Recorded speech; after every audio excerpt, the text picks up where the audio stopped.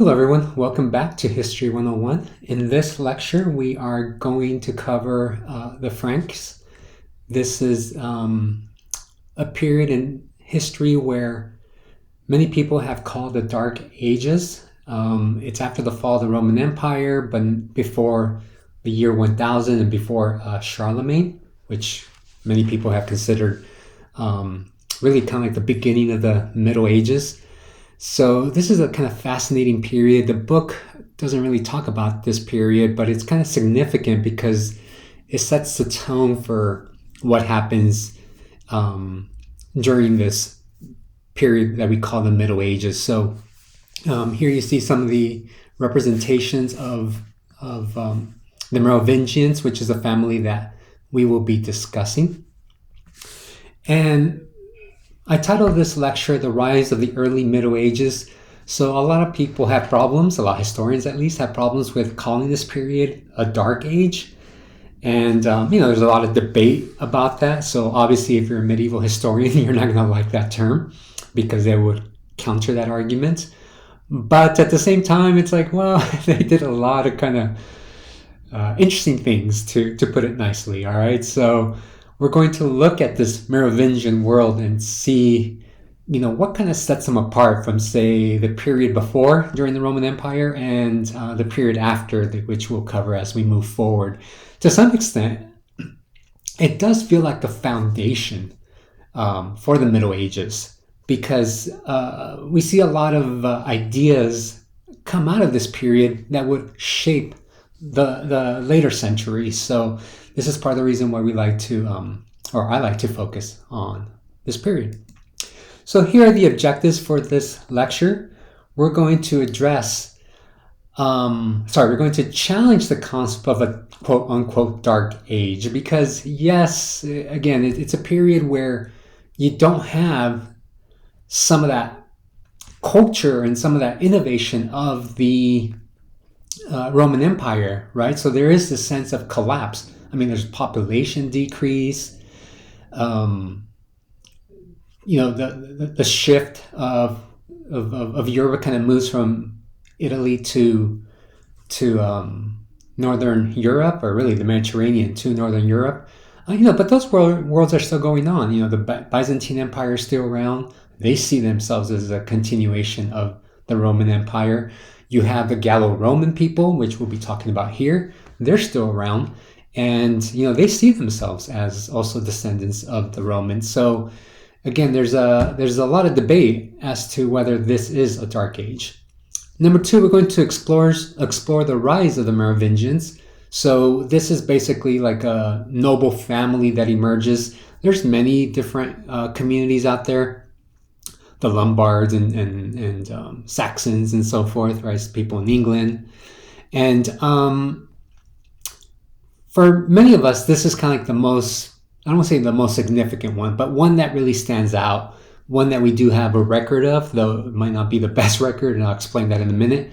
There are sources at this time that talk about, what's happening here. And then lastly, we're going to explain some of the elements of their culture, of the Merovingians, of the Franks. So this is a place that we would probably call today modern France, though it includes other modern European countries such as the Netherlands, maybe a little bit of Germany and Belgium and so forth. But, we're going to address, what kind of sets them apart, what are some cultural elements that define this period. So, we'll highlight some of those specifics. So if you're ready, I'm ready, and let's get started. So we're going to start by looking at the early Middle Ages. So this is roughly from around the year 500 to around 700. And there's a lot of debate, so don't get too concentrated on the name of the age, because some people have called some of these years, some of these centuries as late antiquity would be included here too. So for the purposes of this class, we're going to call it the early Middle Ages. Again, there's some debate about that. So after the fall of Rome, there was a power vacuum of sorts that existed for a few centuries. The Romans, as a people, still held power. The move east essentially left them with limited options to rebuild the once glorious empire. So recall that the Roman Empire moved from Rome to Constantinople. Instead, as noted in the previous lecture, you have the barbarians take control of different parts of Western Europe, in places such as Spain, where the Visigoths ruled, or in Germany, where the Ostrogoths lived, and in France, where we will focus on in this lecture to address the most significant group of the era, the Merovingians. Many of you have heard the term the Dark Ages as a period of ignorance, superstition, and Christianity mingled to create a new era, a world that we now define as the early Middle Ages, roughly again 500 to about 1000 current era. The focus for this lecture will be the 6th and 7th century of this period, where we have a better understanding due to the writings of one person, and that is Gregory of Tours. We begin by examining where our information comes from as a primary source. Recall, as historians, we are dependent on the writings that these people left for us to read. Gregory of Tours was a Gallo-Roman bishop who came from a prominent Roman family where his father was a senator and his mother had relatives within the church, thus meaning that he was well educated for his time. Though he is not the only person writing during this era, he does give us the best comprehensive information about the era and of the Franks, but we must be careful as he is often biased due to his own agenda. He was born in 539 current era and was Bishop of Tours from 573 all the way until 594. He is also one that is fighting with the ruler of his community, Chilperic, which adds to the intrigue of the era by giving us a descriptive drama between the wives of the kings who ruled during that period. Gregory, for all his record keeping, is still a man of his time, where he has certain beliefs that govern the period. For example, he is a very pessimistic person who wishes that the violence would stop. Again, he is in constant struggle with the local king. But he also has no problem with violence, as long as it benefits his goals, primarily if they help spread Roman Catholicism. Recall that during this time, where the Arians are still practicing their faith in places such as Spain, so a counter-religion is still going on. So he has no problem with violence meeting his enemies. We must understand that the early medieval world is not the ideal religious community we typically associate it with, but rather is ruthless, where leaders use any advantage given to them to gain the upper hand. Another fact that makes Gregory a man of his times is the belief of polytheism. Though he is a Catholic Christian, we must remember that things are never simple where people just believe in one God. In fact, as I addressed in the previous lecture, we see much fusion between paganism and Christianity. So there is going to be much bleed through where old pagan ideas survive this conversion period. Gregory, though a Catholic bishop, believes in the power of the saints, where God is omnipotent, but saints are just as powerful, often controlling local communities, such as Tours.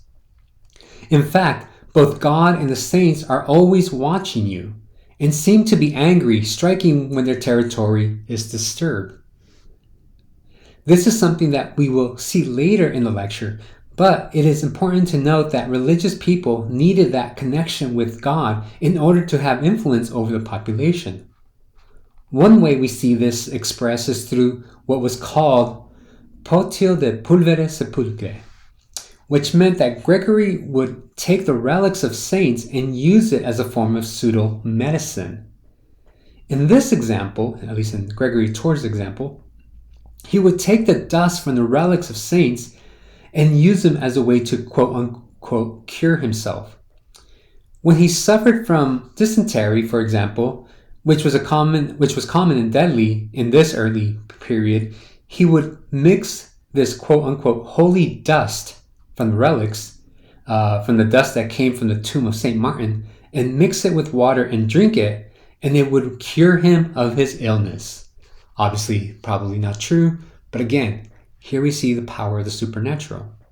Though to us, this might seem preposterous, we find that medieval logic is very much so alive today. I mean, just look at your family quote-unquote cures, the use of prayer, people selling all sorts of things on the internet that can cure you of this and that. And if you can recall COVID, people were consuming things like quote-unquote holy water to other non-scientific cures in order to aid their recovery. So we can see how Gregory's way of thinking is very much so alive today as it was back then. The medieval world believed that God ultimately was the utmost authority, so the goal was to be close to him in order to have a good life. So whether it was through the consuming of dust of old relics, to attending church, or even taking the Eucharist, which is the body of Christ, we see a medieval world that is very frightful if you challenge God's authority. So what does Gregory of Tours tell us about this Merovingian period, and why should we care? First, as noted earlier, he is the best source we have to understand this world. By no means is he telling us the quote-unquote truth, all right? So keep that in mind. He's not like some absolute authority, but rather his histories is name of his book. His histories is addressing what one historian noted, quote, setting the vain striving of a corrupt human nature against the continuing story of the marvels of the saints and the Church of Christ, and consciously selecting his material and shaping it to present these themes, unquote. In other words, he is giving us his moral lesson of the era and telling all what is wrong with that world. Second, although biased, he does provide a glimpse into daily life and major issues. Since he was in constant political battle with the nobility, he provides us with specific events that helps us understand how this Merovingian world functioned. And here you see some pictures, right? Kind of medieval potions that people are going to take to cure themselves. I believe this is, I want to say Gregory of Tours meeting with a king who, again, he had a lot of conflicts with.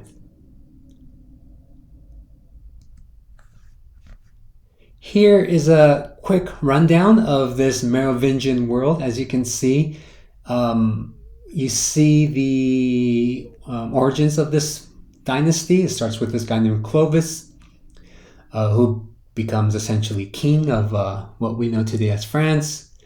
And, they rule for a good couple centuries, but there's a lot of drama. I won't be able to get into all these things, but I will kind of touch on some of them that are important to, kind of like the rise and fall of this family. But, this just gives you a nice little chronology of what this family, some of the major events of this family.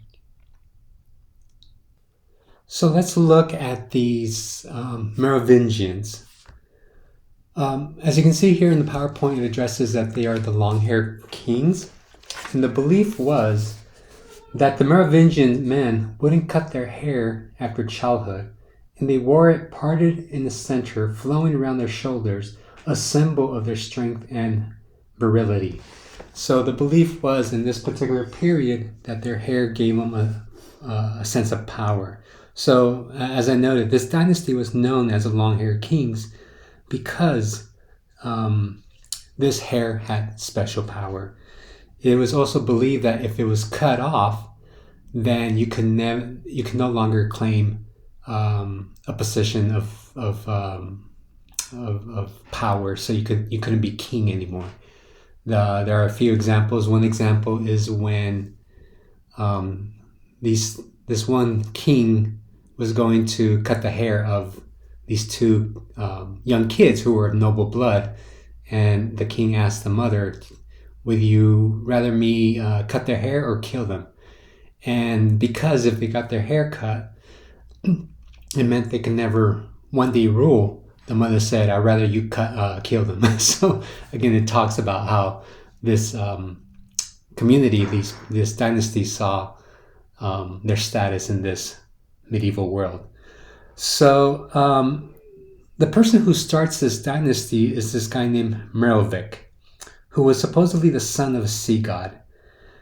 He ruled in the mid 400s, but nothing is really known about him. Rather, his grandson, Clovis, who took rule in 481, is the main figure we need to address, particularly because Gregory of Tours shaped his rise to match his religious agenda.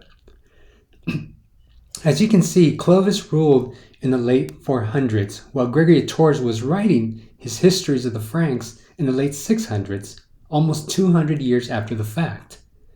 How much of this is true, we can only guess. However, the way the narrative is written gives us insight into Gregory's goal.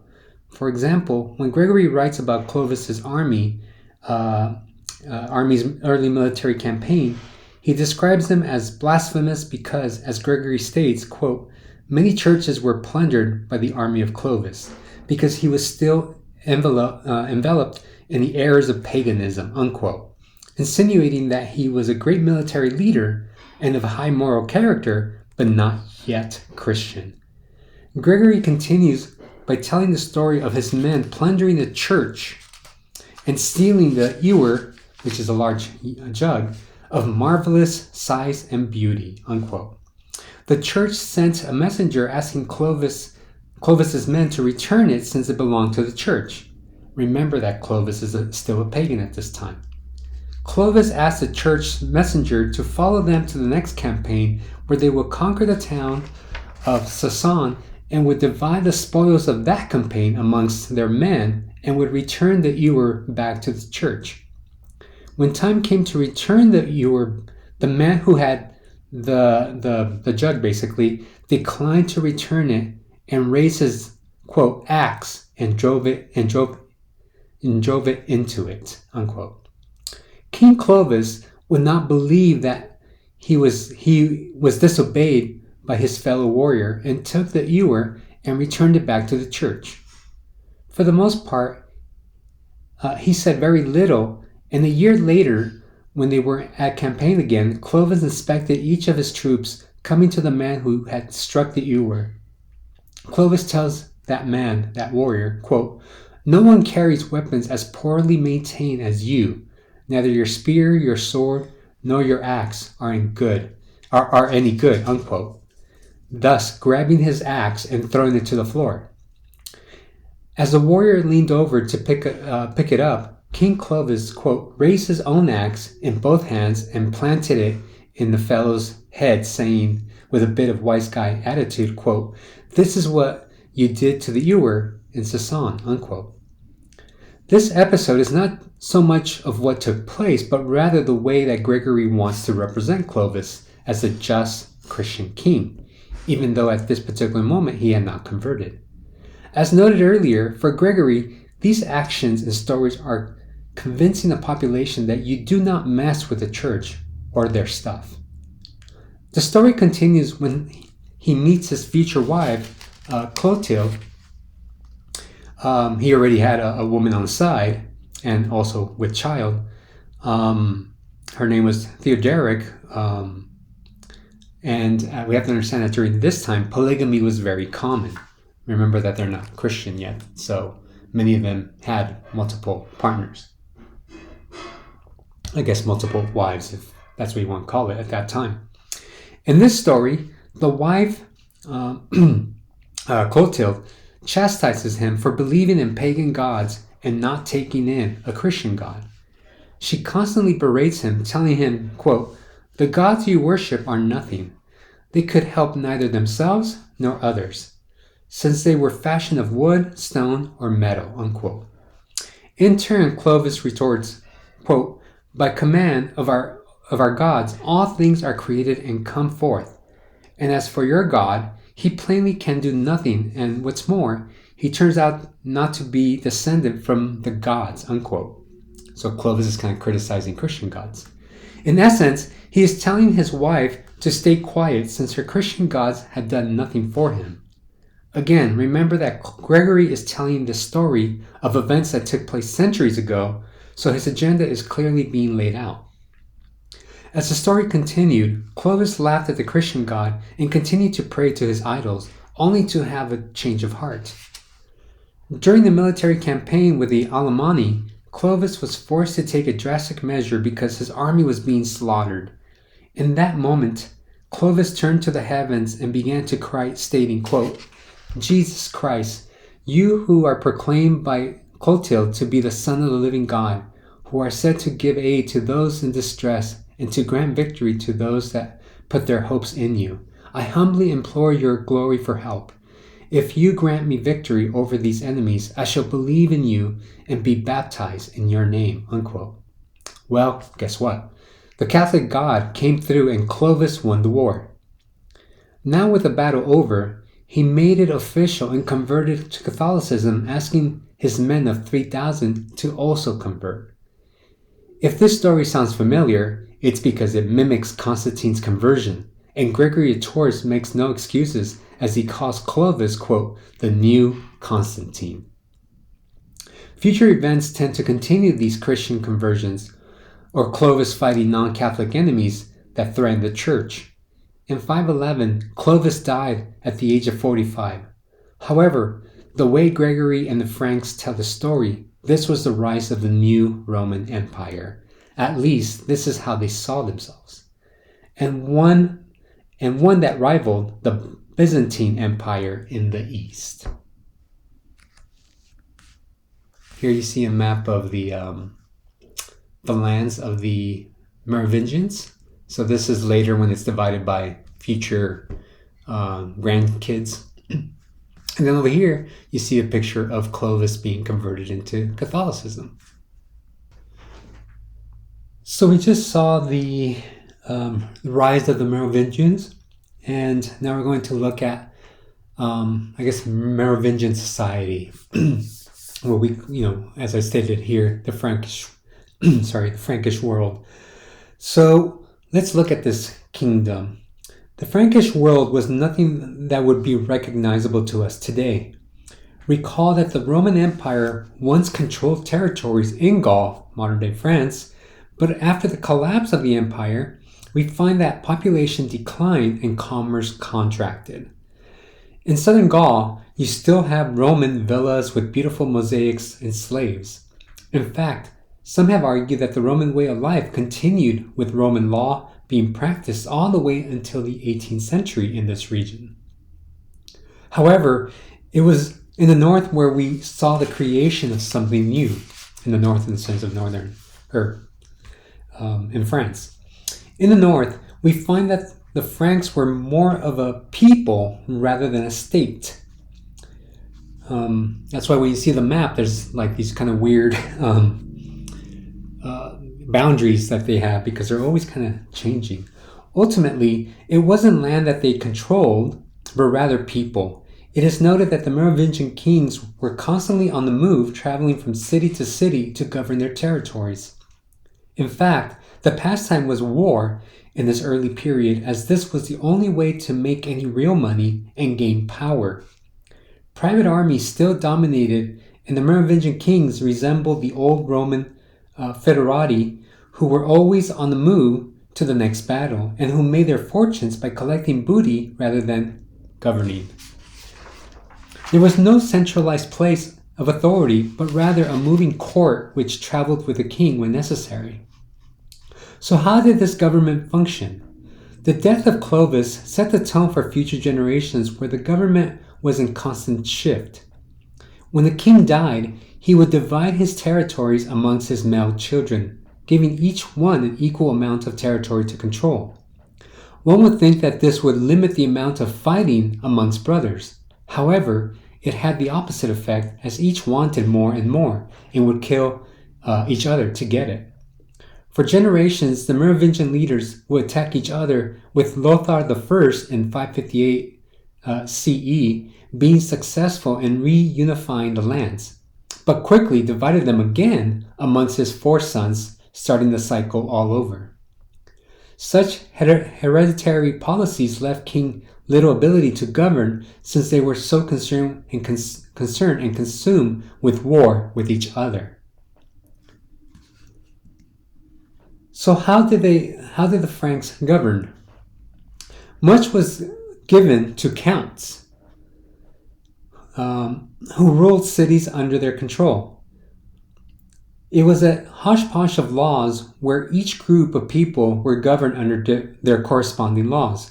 So, for example, Franks were under Frankish law, while Romans who lived on their land were governed under Roman law. Another group, the Burgundians, were under Burgundian laws. So as you can see, this would be complicated and made no logical sense, since each group had their own laws that applied to them. In addition, the count himself was a tax collector and a judge, along with leading troops into war. With so much power and with so many roles, this easily led to corruption, and ultimately he, the count, only answered to one person, and that was the king. The next important person was the bishop. Like a count, every city had a bishop who typically came from an important senatorial Roman family. Once elected to the post, he was there for life, so his importance was tied to the success of the city. Often it was bishops who collected funds and reinvested them into the community, such as the founding of new cities, building aqueducts, establishing churches, etc., etc. In an age where superstition dominated public behavior, we find that the local bishop could wield his spiritual power against nobles and kings. Kings might break their oaths, murder their nephews, or command the execution of their own children, but few were brave enough to violate the church's right of sanctuary. If a man offended a king or a local lord, they could go to the church and seek protection because they knew that God would protect them against their enemy, and that God would strike those that entered the church without permission. For the most part, this worked. There are circumstances where the kings would actually send people into the church to get the person that was wanted. The church also had their own objective to stay in the good graces of the Merovingian kings. Recall from the previous lecture that addresses the controversy between Roman Catholicism and Arianism. Arianism was still very much alive in places like Spain and Germany, which bordered France at both ends, so it was important for these Catholic bishops to work collaboratively with French kings in order to spread the Catholic faith. Recall Gregory the Torch retelling of Clovis's religious conversion. The whole story is about favoring Catholicism and seeing it as the one true faith, hoping that it would influence others to convert. Also, recall how God is not a peaceful deity, but rather one that needed to be appeased and reassured constantly. Otherwise, he had no issue showing his wrath against your community. So what holds this Merovingian world together? As we noted, it is a chaotic world after the collapse of Rome. It is a world full of violence with kings who are brothers and who are constantly fighting each other to gain territory, or just fighting other enemies, particularly other pagans. And we see the role of the Catholic Church trying to gain influence through their spiritual conversion of the local population. So this is a world that's being held together by three things: by violence, a bunch of warriors who are seeking to gain land and riches rather than to develop a complex economic system; being held by Christianity, a medieval God whose wrath is swift if you displease him, particularly by attacking his favorite religion, i.e. Catholicism. And it's being held by superstition, where miracles are common, particularly by the saints of local communities. So let me just give you a few examples of how this violence, Christianity, and superstition kind of work together. So I'll give you just a few. So there's one example with King Clotaire, who decides to go to war with the Saxons. And the Saxons actually make a peace with the king, but the king had already taken the trip to this region to conquer them.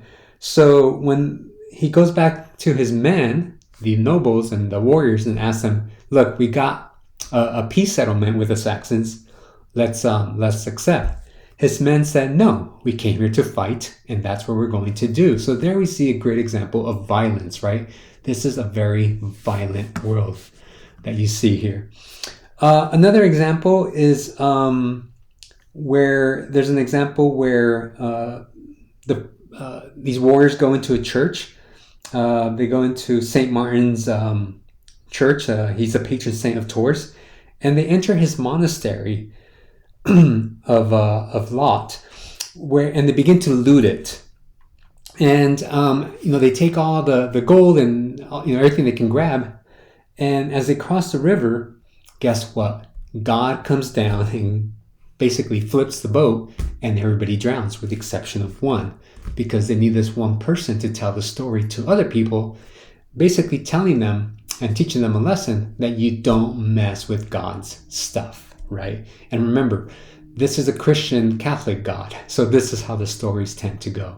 Whether they're true or not, again, that's up in the air, but here we see an example of a society that believes that violence, Christianity, and superstition work together. Another example is this guy named Crayola, who's an Arian. Again, he's not Catholic, he's Arian. And he pays someone to act as though he's blind so he can go around the town and say, look, I'm going to cure this blind man. Well, guess what? God catches wind of this. So God, strikes this poor man and actually blinds him. And it takes a Catholic priest to come and actually cure this poor blind man. So again, violence, Christianity, and superstition kind of working together, showing that, God favors Catholicism in this example. And then the last example I want to address is King Kilperic. He begins to raise the taxes of his community. And, they have to pay a lot. How much is it? Let me look here. So it says, King Kilperic had levied harsh new taxes on his realm. These taxes were so severe that many of his subjects preferred to immigrate to other kingdoms. Landowners had to pay 1 amphora of wine for every arpent, every French acre of land, or approximately 5 gallons of wine for every half acre. So, the people were not happy with this. And what ends up happening is that his kids, he's actually married to Fredegund, and his kids get dysentery. And they get really, really sick. So they end up dying from this disease. However, again, this is a world that's very superstitious and believe that God is doing this to them because of something that they did, which is the taxes. So Queen Fredegund, right, the mother of these poor kids, decided that her son's illness was God's punishment for her greed. It is quoted, "It is the tears of the poor, the outcries of widows, and the sigh of orphans that are destroying my boys," unquote. She was reported to have cried. She found the tax registers for her own cities, the cities gifted to her as her morgengave, and tossed them in the fire. And then she convinced Kilperic to do the same for every city in his realm. All tax debts were forgiven. So this again shows you how violence, Christianity, and superstition work together. So it's a weird world, right? But again, not too far-fetched from things that we might believe. So as stated earlier, the Franks, the Romans, etc. saw themselves as different people. So much so that they were governed by different laws within a community. In a world that had limited political structure and constant warfare, particularly by the warrior class, we find that kinship became instrumental. In fact, Gregory of Tours tells us that Merovingian rulers, quote, encouraged feuds and then settled them, unquote, sometimes getting out of hand and, quote, endured from generation to generation. So these, many of these medieval kings and nobles and so forth basically had family feuds where everybody had to participate. Anybody that was related to you in some shape or form and hated another group of people needed to participate in these conflicts.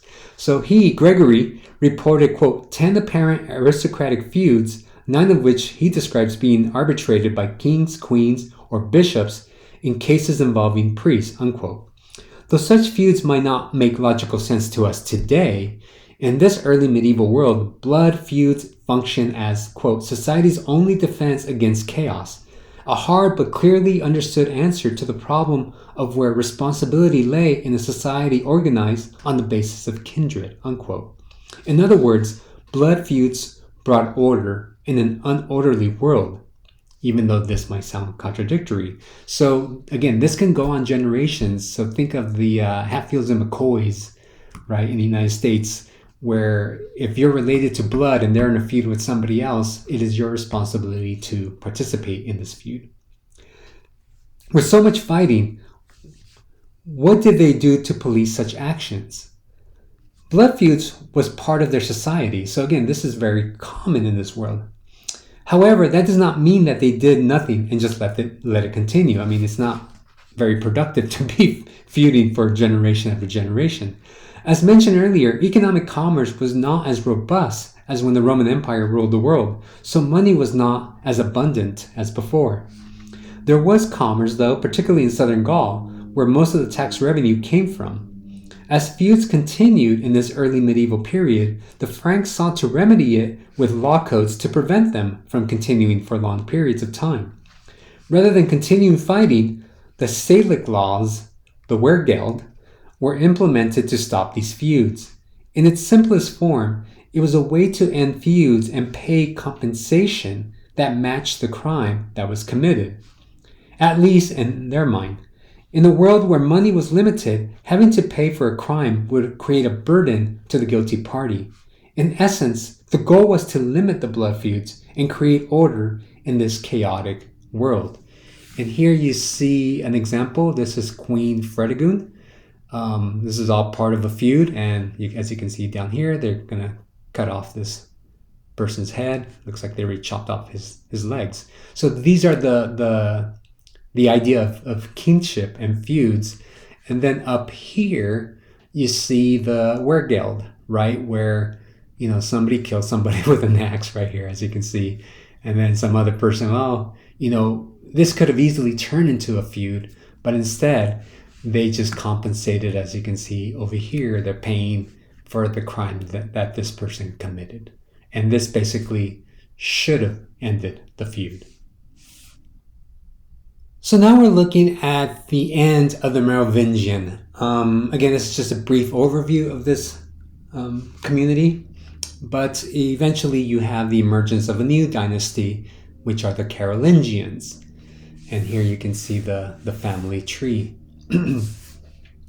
So let's look at this end of the long-haired kings. So by the 7th and 8th century, the Merovingians became the do-nothing kings. As you can see there in that term, that's what that means, le roi fainéants. Sorry, I don't speak French. But that's what it means, the do-nothing kings, where the nobles had more of a say of how the king's or the king's son's territory would be divided.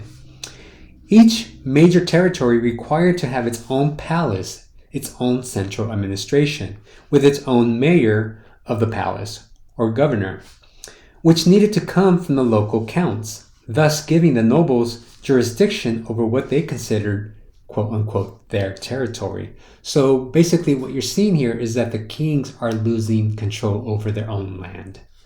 The one that is significant to us comes from the Austrasian family who descended from Arnulf, Bishop of Metz. At this time, it wasn't unheard of that a bishop or a church person had children.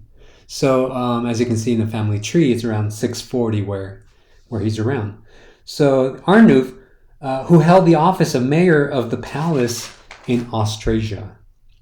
Though the position of mayor was not hereditary, this is something that we'll address later in the semester, they were able to maintain family control of that position for generations. In fact, this family defeated other important palaces, which made them powerful and wealthy enough to establish a strong vassal-lord relationship with military knights. By the 8th century, the Carolingians, as it came to be known, quote, were masters of the Frankish kingdom who controlled the king and his palace and commanded both the royal host and their own vassalic army, unquote.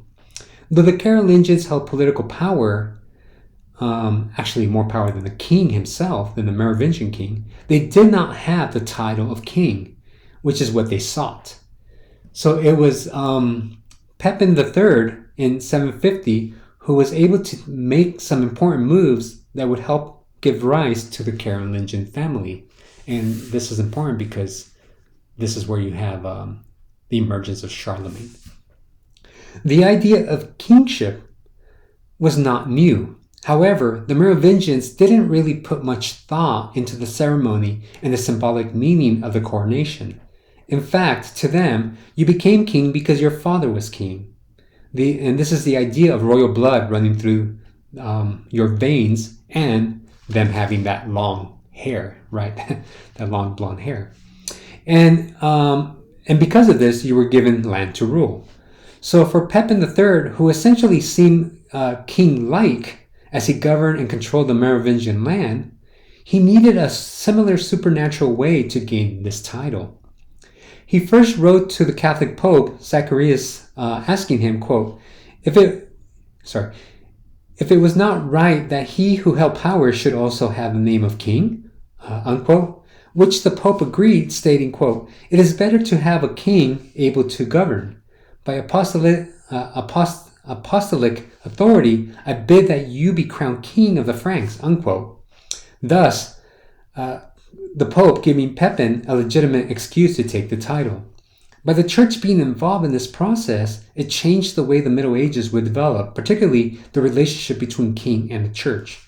When the Frankish people agreed that Pepin was king, the last Merovingian king, Childeric III, was deposed and sent to a monastery. In 751, the Archbishop St. Boniface anointed Pepin, ending the reign of the long-haired kings and giving rise to a new powerful dynasty, i.e. the Carolingians. And here you see the crowning of Pepin. So there you have the Merovingian dynasty. It's one of the most interesting periods in medieval history. A lot of times it's not fully covered, and I try to highlight just a few things here and there about their community and obviously their origins. But one thing that I try to address is that although the information is limited, and we don't have as many sources as, say, from later periods, there's still enough there that tells us a lot about this period that we have labeled the Dark Age. As I noted, most of its bias, Gregory of Tours is somebody who supports the Catholic agenda, so all his sources kind of reflect that. But through that, as historians, we're able to kind of gather information as to what the society is about, even though we don't have to assume everything he says there is true. So again, it makes it a very fascinating period. It's not as dark as previous historians have noted, and this concept of the Dark Age was actually promoted during a period that some people might call Dark Age today, which is the Renaissance. So again, it's not as backwards as we think it is, and I think most historians would challenge it. There's a lot of trade happening. Even though the Roman Empire collapses, you still have people from the Middle East and Greece traveling to places like France. I was just watching a documentary, and they were talking that there was trade from the Mediterranean, particularly deep in the Mediterranean, all the way up to England. So there is a lot of stuff happening. It's not as dark, people living in some small little hut or something like that. There's commerce going on, not to the extent that we'll see later on, but still there is a lot of commerce going on, and even some interactions between different kingdoms that are really far apart from each other, and particularly with the old Roman Empire, right, the Byzantine. So that's those relationships are still there. Another key point that we see is that I try to highlight this Merovingian dynasty, right? This these people that are living in France, they are seen by some historians as one of the most significant ones. Obviously, there's others. We just don't have the luxury to talk about them all. There's some, obviously, things are happening in England, things are happening in Spain. But this is one of the most interesting ones. And, I hope you feel like, wow, you learned something new of a community you rarely hear about in these kind of intro Western Civ courses. And really, by the 8th century, we see a new family come in and transform Europe with the Carolingians coming in and Charlemagne, and giving a rise to a new family, a new dynasty, but also to a new way of life. Eventually, they tend to practice some of the same things that the Merovingians did. For example, dividing up the territory amongst their kids, which, it didn't work before, so I don't know why they thought it would work when the new dynasty took it over. But, there's continuation, but there's also change. And then because the Carolingians did divide up the territory between their kids, many people have argued that you'd have a new dark age in the 10th century. So quickly, I want to provide some sources here. These are some of the material that I read and used to create this lecture, in case you're interested. A lot of great material out there. I am actually working on a new lecture about two of the queens from the Merovingian period. I mentioned one of them, Fredegonde, but then there's another one called, I think, Brunhild, something like that. And this is probably one of the most interesting periods because you have two women, aristocratic women, who go at it. And hopefully I hope to include this lecture in some short time, but we'll see if I have the luxury to complete it. But anyways, here are some sources in case you're interested in this early medieval period. Have a good day.